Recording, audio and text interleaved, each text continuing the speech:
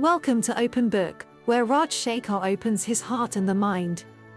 This podcast is the first episode in the series, The Ignored Crisis. The global time bomb, the silent story of a crisis you must know about.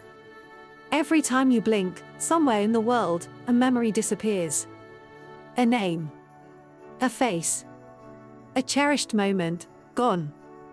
And in that same blink, a family, a son, a daughter, a husband, a wife, takes a deep breath and prepares for another day of a struggle, which they never saw coming. This is Alzheimer's disease. And one more happens every 3 seconds. The global reality. For too long, we believed dementia was something that happened only to the very old, hidden away in care homes in far-off countries. But the truth? Dementia is everyone's problem. Today, over 57 million people live with dementia, more than the population of England and Scotland combined. By 2050, that number will soar to 153 million, with 7 out of 10 living in the least prepared countries. These are not just numbers. They're grandmothers forgetting recipes that once held families together. Fathers who can't find their own front door. Mothers who forget their children's faces. Imagine a crowded railway station at rush hour, and every few seconds, one more person in that crowd loses her way. That's our world, unless we act. In much of Asia, Africa, and Latin America, dementia care begins and ends at home. 3/4 of people with dementia never get a formal diagnosis. Families struggle in silence. The illness is whispered about as a curse or punishment. And most often, it's women, wives, daughters-in-law, who give up jobs, education, and dreams to care for loved ones. Global estimates place the annual cost of dementia at $1.3 trillion. Half of that is unpaid care, families holding the world together, unseen and unsupported. Meet the family of Kumars in a small Indian town. Mr. Kumar is a retired teacher. Mrs. Kumar was the heart of the home. At first, she forgot small things, a name, a key, a question she had already asked. Then one day, she left the gas stove on.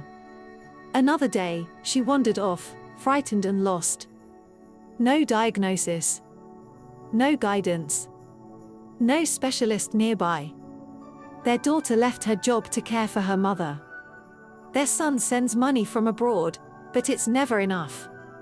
Happiness and laughter have disappeared from the house.